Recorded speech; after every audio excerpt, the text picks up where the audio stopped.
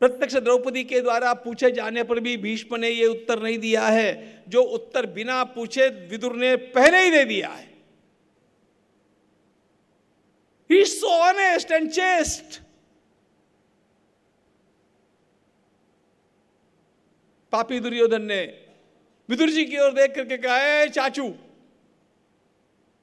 मैं तुम्हें आज्ञा करता हूं, जाओ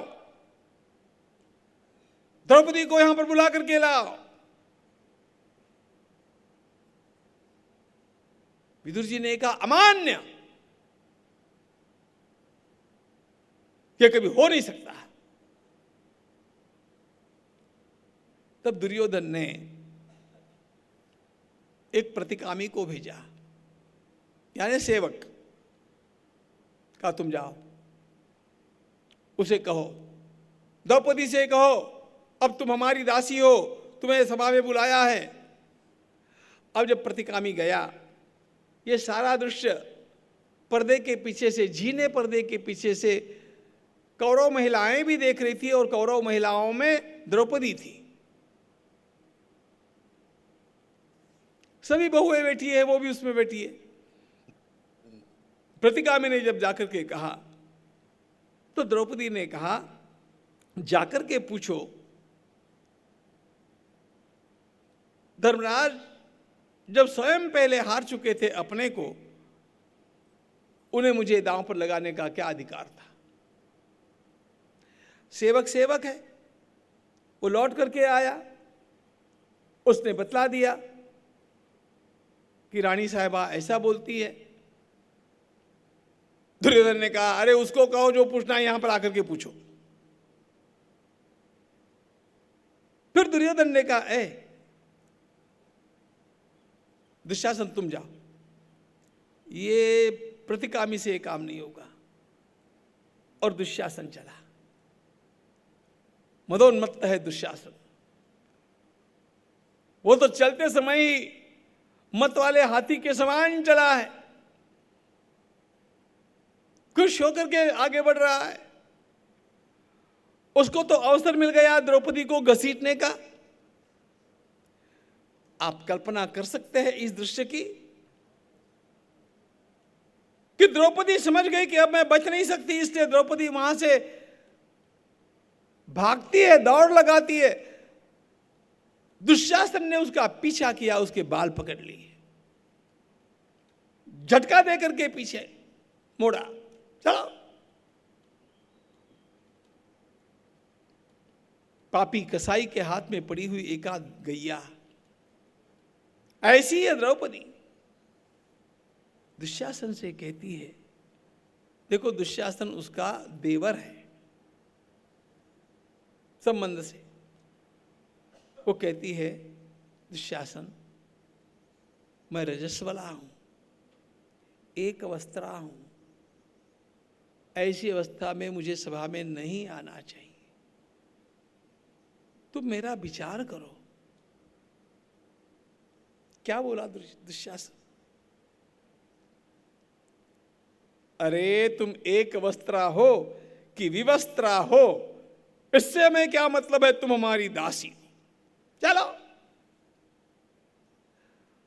अपने को बचाती हुई द्रौपदी अपने शरीर को अपने एक वस्त्र से ढकने का प्रयास करती हुई चली है और पापी दुशासन घसीटता उसे ला करके और सभा में धकेलता है।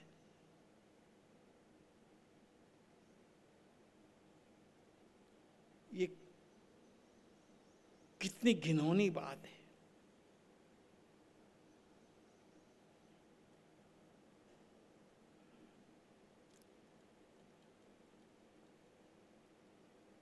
एक प्रसंग आपको पता नहीं है, सुन लो।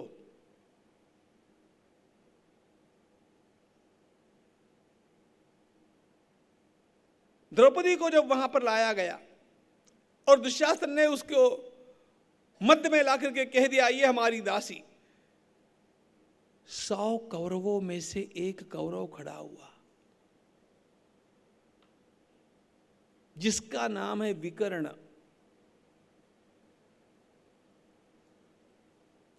ये दुर्योधन का, दुशासन का सगा भाई है। अरे सभी के सभी कौरव पापी नहीं थे जी। विकर्ण खड़ा हो गया और विकर्ण ने कहा कि अरे क्या कर रहे हैं आप लोग, हमारी भाभी का ये अपमान, इसको कौन दांव पर लगा सकता है, इसको छोड़ो। कौन बोल रहा है? ये दुर्योधन दुशासन का सगा भाई बोल रहा है, जिसका नाम है विकर्ण। लोगों को इस बात का पता नहीं है और विकर्ण खड़े होकर के बोल रहा है जोर से। उसके वाक्य आप सुनना चाहेंगे? एतत् श्रुत्वा महान्नाद सभ्यानामुदतिष्ठत विकर्णं शंसमानानां सौबलं चापि निंदता। आश्चर्य की बात यह है कि जब विकर्ण ने यह बात जोर से कही तो कितने सारे सभ्य कहते हैं सही बात है, सही बात है, विकर्ण जो बोल रहे हैं सही बात है।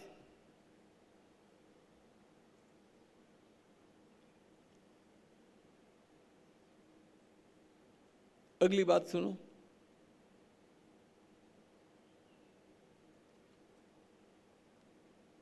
जिन 100 के 100 कौरवों को हम पापी मानने की भूल करते हैं, उनमें से एक विकर्ण होकर के द्रौपदी का पक्ष लेकर के दुशासन को रोकना चाहता है। उस समय आपके लाडले कर्ण ने क्या किया? कर्ण ने विकर्ण का हाथ पकड़ करके उसको झटका दे करके नीचे बैठाया। मूर्ख, बैठो नीचे, बड़े शाने आए हो, हमारी भाभी है। क्या की भाभी है? ये वेश्या है। कर्ण ने कहा ये वेश्या है।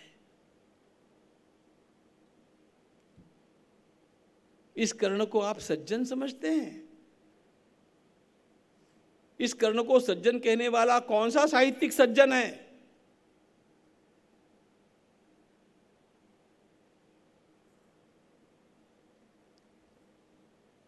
और अगली बात, कर्ण ने विकर्ण को केवल बैठाया नहीं, कर्ण ने कहा अरे दुशासन ये तो वेश्या है, इसके कपड़े उतारो।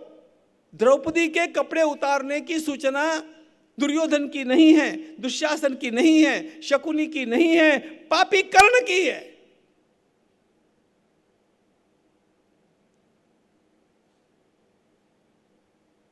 कितना झूठ बोलते हैं हमारे देश के साहित्यिक, अच्छे अच्छे साहित्यिक। मैं तो पूरे देश के साथ पंगा ले रहा हूं इस बात को लेकर के। झूठ। कर्ण पापी है।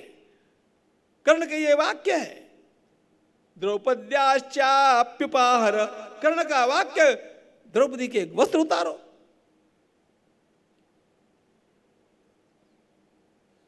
इस कर्ण को आप सज्जन कहेंगे, इस कर्ण को आप दानशूर कहेंगे, क्या कहेंगे?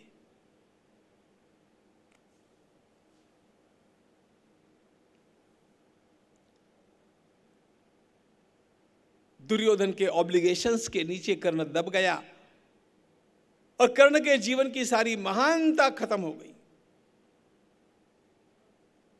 अपने बॉस को खुश करने के लिए कर्ण चाहे जितना गिरने पर भी तुल गया। और उसके पश्चात वह बीभत्स प्रसंग खड़ा हो गया जब दुशासन द्रौपदी के वस्त्रों को खींचता है।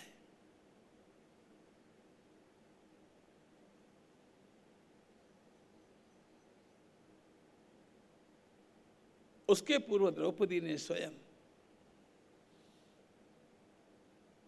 भीष्म से प्रश्न पूछा था, भीष्म उत्तर नहीं दे पाए। भीष्म ने उत्तर दिया। अब देखो, भीष्म के बारे में जब बोलना होता है ना, बहुत सोच करके बोलना पड़ता है।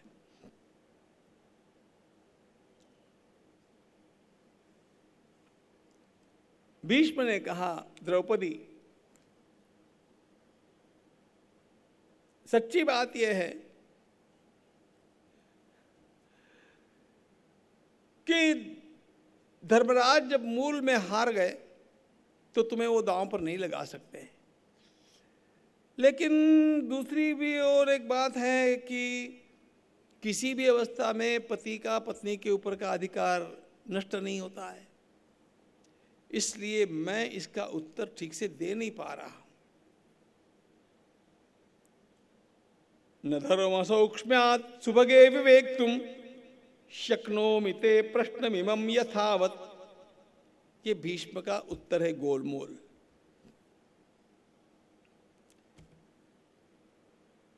भीष्म सही बोले कि गलत बोले?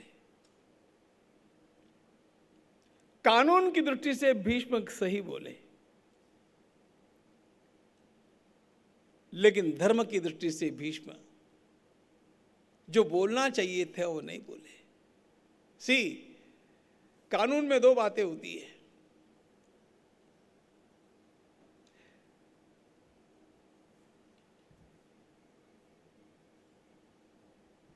एक तो होता है कानून का शब्द,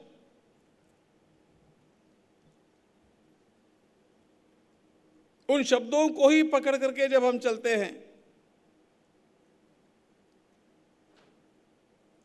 तब लेटर ऑफ द लॉ,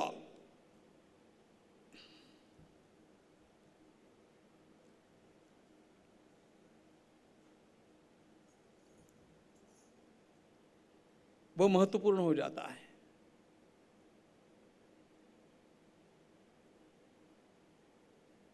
लेकिन सच्ची बात यह है,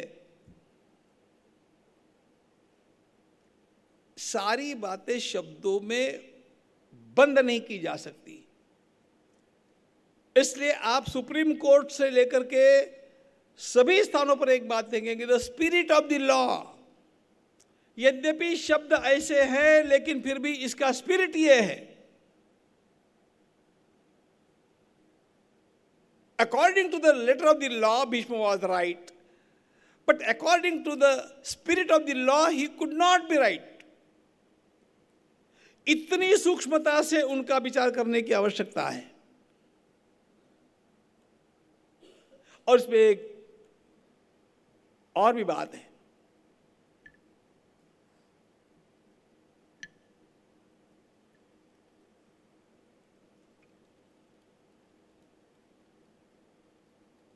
यदि भीष्म सही है तो विदुर जी गलत है।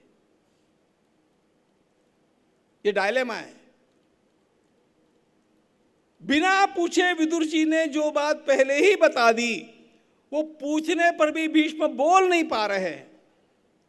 और महाभारत में विदुर जी की बात को गलत कहना किसी के लिए संभव नहीं है, क्योंकि विदुर धर्ममूर्ति है।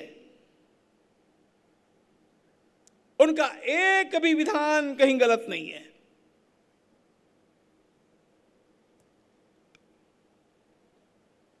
इस एक बात को लेकर के और अच्छे अच्छे विद्वानों के साथ मेरा मतभेद होता रहा है और मैंने उसको होने दिया है। भीष्म पूर्ण हो सकते थे, लेकिन वो पूर्णता यहां पर मार खा गई। वो गलत नहीं है कानून की दृष्टि से। कानून की दृष्टि से अपने को उन्होंने सेफ रख लिया, according to the letter of the law, but he lost the spirit of the law, जो विदुर जी ने बताया था। अरे जो बात विकर्ण के ध्यान में आती है, जो बात विदुर जी के ध्यान में आती है, वो भीष्म के ध्यान में क्यों नहीं आती?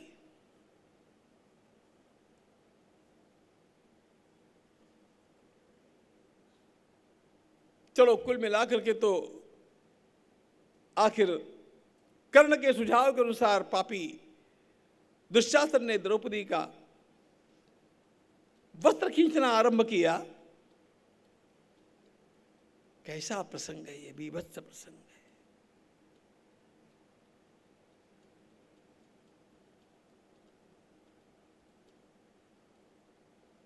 पांचों पांडव बैठे हैं, कोई कुछ नहीं कर सकता है। भीमसेन ने कहा सहदेव तुम अग्नि ले आओ, मैं बड़े भैया के हाथ जलाना चाहता हूं। सहदेवाग्निमानय, अर्जुन ने भीमसेन को रोका।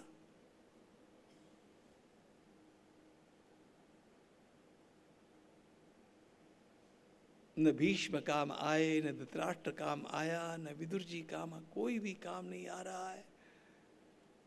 द्रौपदी ने कृष्ण को पुकारा, गोविंद द्वारिकावासिन कृष्ण गोपी जनप्रिय, कौरवै परिभूता मां किन्न जानासि केशव, नंदलाल सावरिया मेरे, नंदलाल सावरिया मेरे, गोपाल सावरिया मेरे, गोपाल सावरिया मेरे, अब कोई न सहारा बिनु तेरे, नंदलाल सावरिया मेरे, अब कोई न सहारा बिनु तेरे, नंदलाल सावरिया मेरे, ओ अब कोई न सहारा बिनु तेरे, गोपाल सावरिया मेरे, अब कोई न सहारा बिनु तेरे, गोपाल सावरिया मेरे, मेरे राधा रमण गिरिधारी, मेरे राधा रमन गिरिधारी, ओ मेरे राधा रमण गिरिधारी, मेरे राधा रमन गिरिधारी, गिरिधारी श्याम बनवारी, गिरिधारी श्याम बनवारी,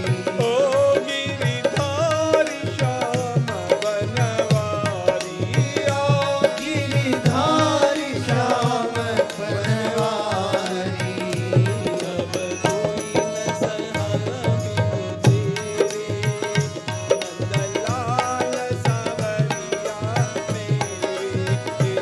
अब कोई न सहारा बिनु तेरे, नंदलाल सावरिया मेरे, ओ अब कोई न सहारा बिनु तेरे, गोपाल सावरिया मेरे, अब कोई न सहारा बिनु तेरे, गोपाल सावरिया मेरे, नंदलाल सावरिया मेरे, नंदलाल सावरिया मेरे, गोपाल सावरिया मेरे, गोपाल सावरिया मेरे, गोविंद द्वारिकावासिन कृष्ण गोपी जनप्रिय, कौरवै परिभूता मां किन्न जानासि केशव।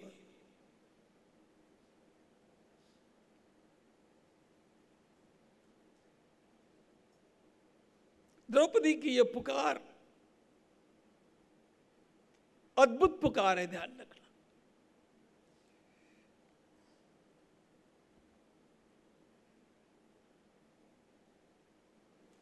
आगे महाभारत में भगवान ने स्वयं कहा है, मैं जीवन भर उस पुकार को भूल नहीं सकता। ऋणमे तत्प्रवृद्धन में हृदयान्नापसर्पति यद गोविंदेति चुक्रोश कृष्णावाम दूरवासिन। उसने मुझे पुकारा,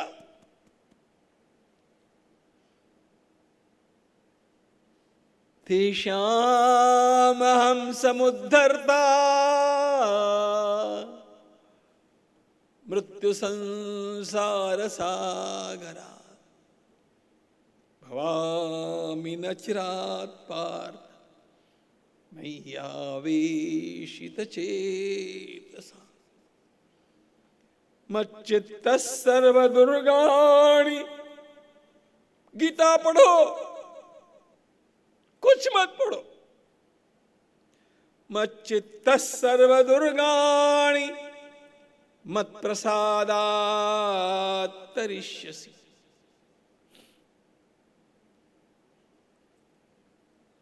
बार बार भगवान गीता में आश्वासन देते हैं, अर्जुन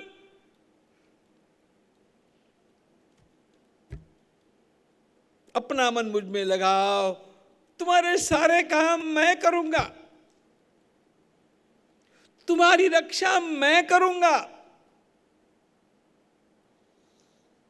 तुम पर आने वाली आपदाओं से बाहर मैं निकालूंगा। मुझे हृदय से दूर मत करो अर्जुन।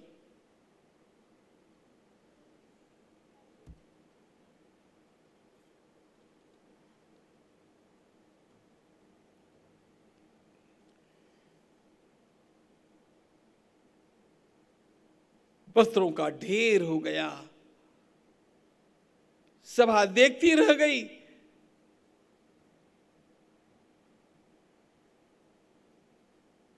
गधों की, उलूकों की, कुत्तों की, भिन्न भिन्न प्रकार की आवाजें निकलने लगी।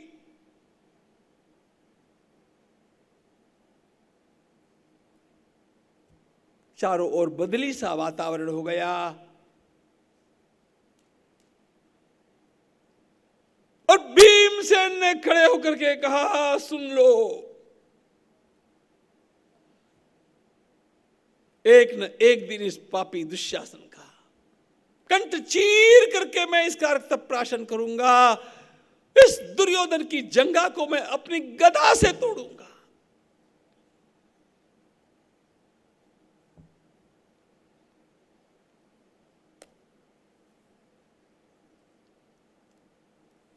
सारा वातावरण विषाक्त हो गया। तब जाकर के ये बुढ़ा घबराया।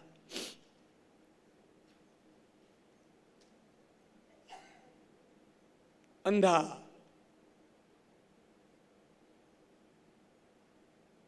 और एकदम से कहने क्या लगा पता है? अरे अरे कौन द्रौपदी आई है? बहू, ये केवल अंधा भी नहीं, ये निर्लज्ज भी कितना है। इसको पता नहीं था इतनी देर तक क्या चला है।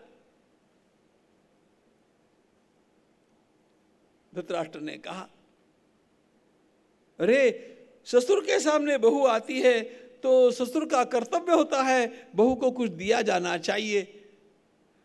बोलो बहू, मैं तुम्हें क्या दूं?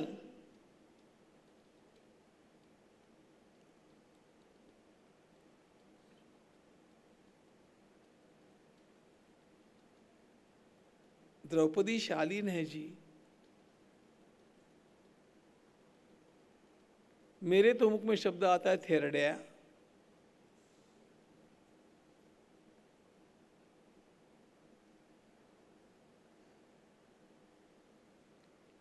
लेकिन द्रौपदी द्रौपदी है। धन्य है द्रौपदी, धन्य है उसकी सज्जनता।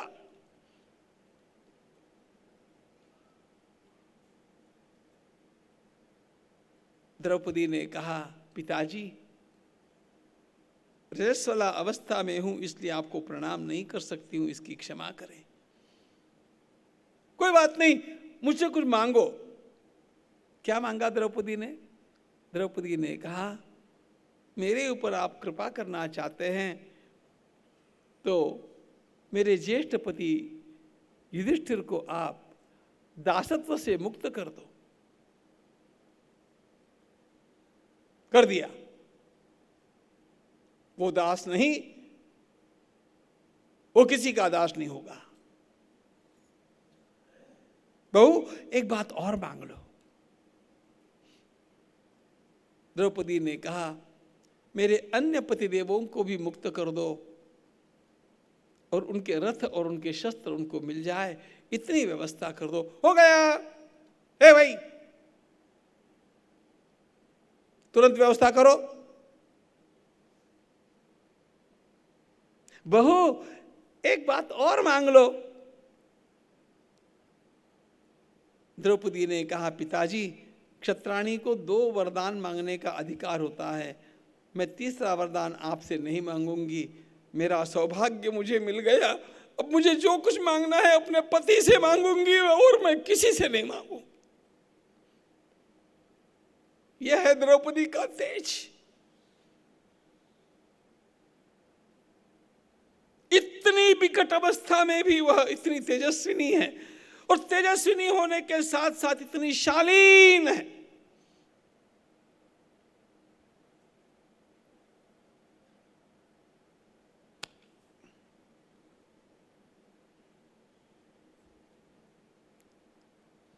कैसा भी पापी है कर्ण, लेकिन जब द्रौपदी ने यह कह दिया ना, कर्ण के मुख से एकदम शब्द निकल पड़े, शाबाश शाबाश, क्या बात है।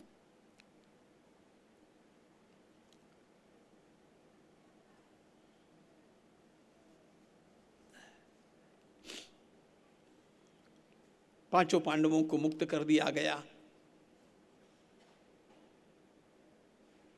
धृतराष्ट्र ने कह दिया इनको इनके राज्य में भेज दो, जान दो। अब तो बात पूरी हो गई ना। बात यहां पर थम जानी चाहिए थी।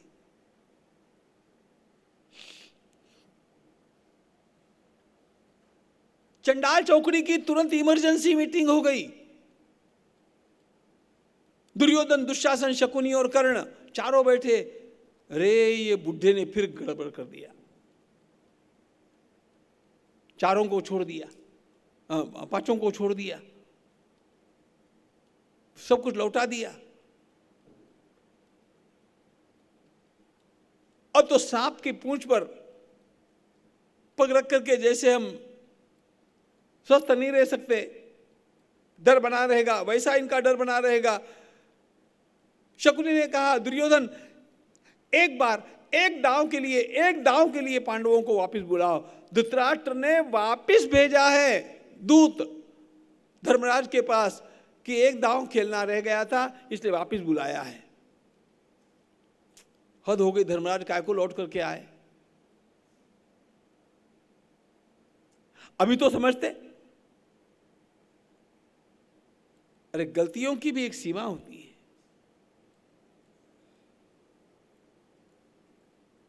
लौट करके आए धर्मराज, और फिर एक दांव हुआ, और इस दांव में प्रण यह था जो हार जाएगा वह 12 वर्षों का वनवास और 1 वर्ष का अज्ञातवास स्वीकार करेगा। और पांडव हार गए।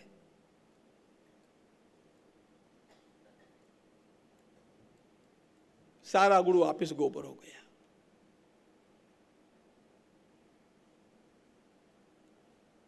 आश्चर्य की बात,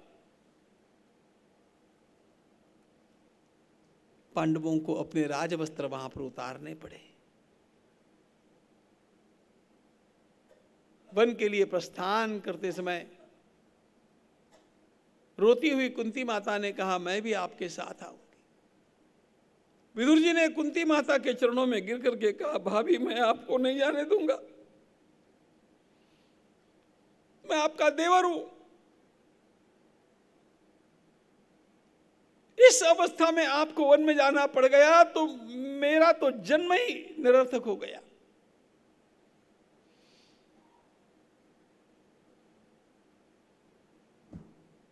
पांचों पांडवों ने अपनी अन्य पत्नियों के उनके पियर भेजने की व्यवस्था की।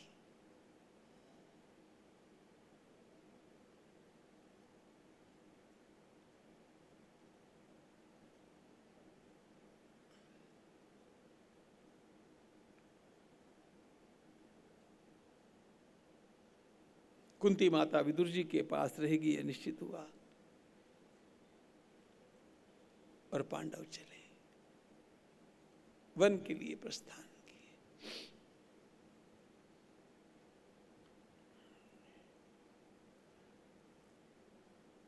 ये प्रसंग बड़ा दुखद है, लेकिन इसमें से एक बात आपको बतलाना चाहता हूं।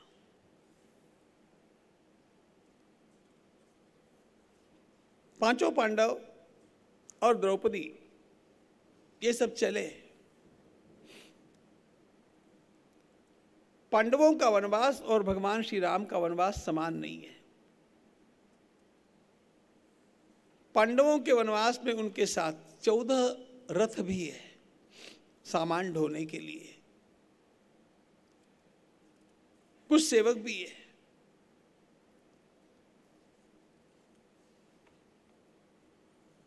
रोते हुए लोग उनको विदा करते हैं।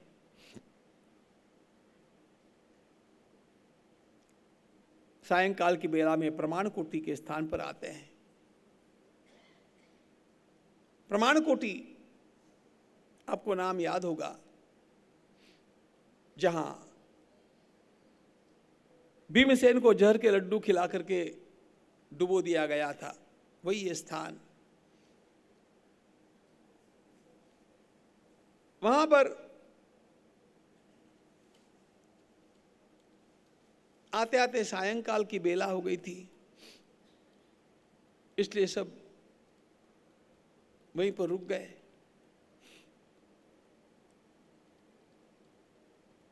एवं द्यूतजिता पार्थ कोपिताश्च दुरात्मभिः धार्तराष्ट्रैः सहामात्यैर् निर्ययुर्गजसाह्वयात्।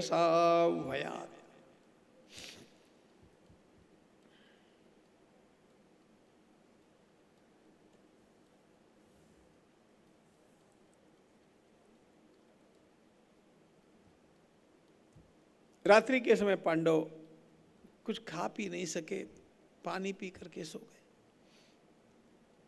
सैकड़ों की संख्या में लोग पीछे पीछे आए थे। लोग पांडवों के प्रेमी थे। रात्रि में लोग वहीं पर रहे। प्रातःकाल की बेला में पांडवों ने उठ करके संध्या वंदन आदि किया, लोगों को विदा किया, हाथ जोड़ करके प्रेम की बातें सुना करके लोगों को विदा किया। भगवान वेदव्यास जी महाराज लिखते हैं, सैकड़ों की संख्या में ब्राह्मण लोग भी आए थे।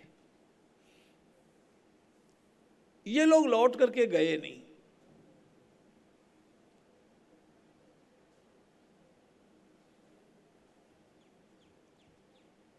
तो धर्मराज ने उनको प्रणाम करते हुए कहा, ब्राह्मण देवता,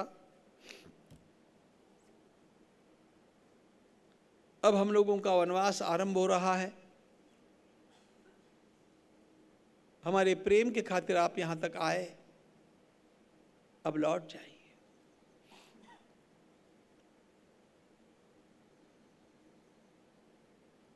उन ब्राह्मणों ने कहा, राजन, हम लौटने के लिए नहीं आए, हम आपके साथ चलने के लिए आए।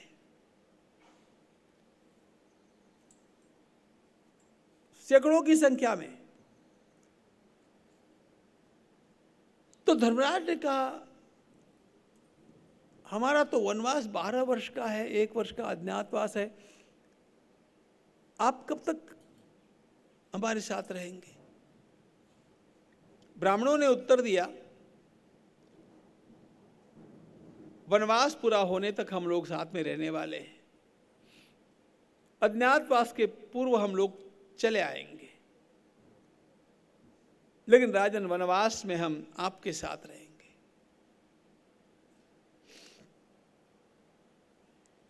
धर्मराज घबरा गए। क्यों घबराए पता है?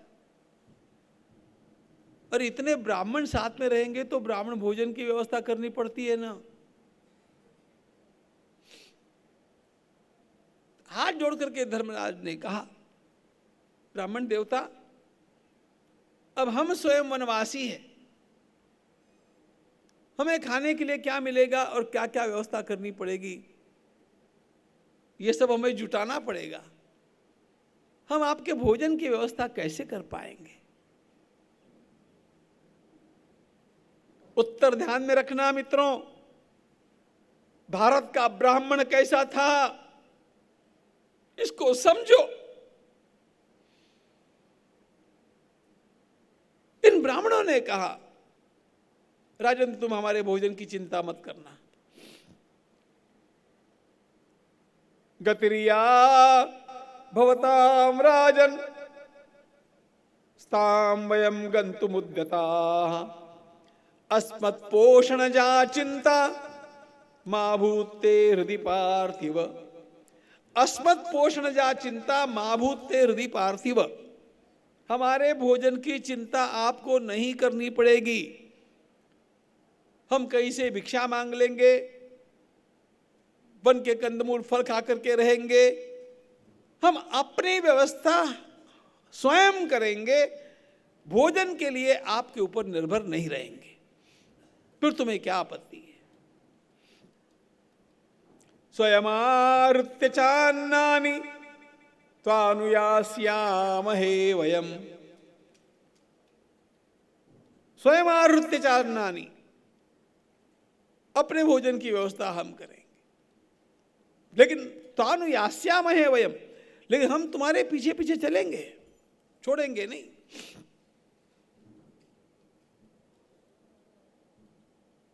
धर्मराज ने पूछा, लेकिन महाराज फिर आप करेंगे क्या? हमारे तो नसीब में वनवास आया, आप स्वयं काय को वन के लिए चल पड़े हैं इतने वर्षों के लिए। यहां पर जो उत्तर उन ब्राह्मणों ने दिया, उससे पता चलेगा आपको कि यह देश जीवंत तेजस्वी कैसे रहा।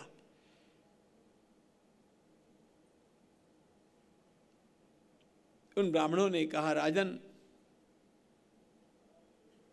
अब तक आप राजा थे, खुल करके आपने दान दिया, आपने हमारा पोषण किया, आपने हमें संभाला, आज आपके ऊपर आपत्ति है, हम आपको छोड़ नहीं सकते,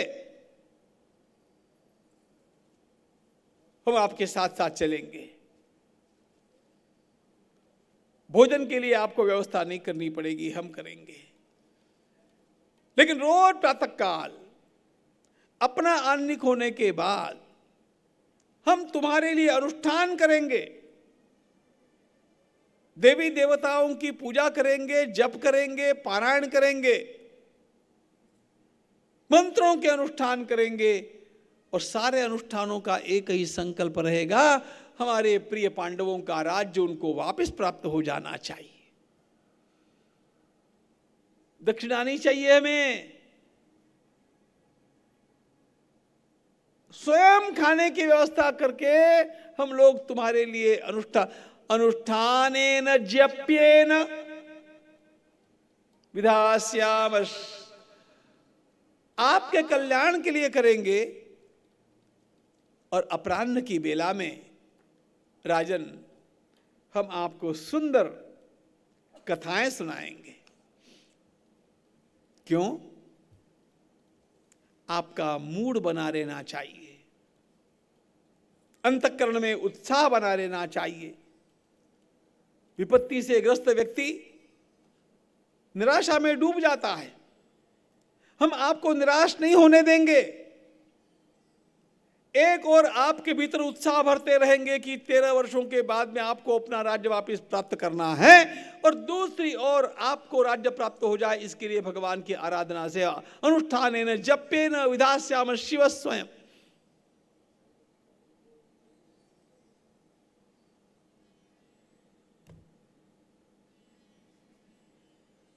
आपत्तिग्रस्त आपको हम छोड़ेंगे नहीं।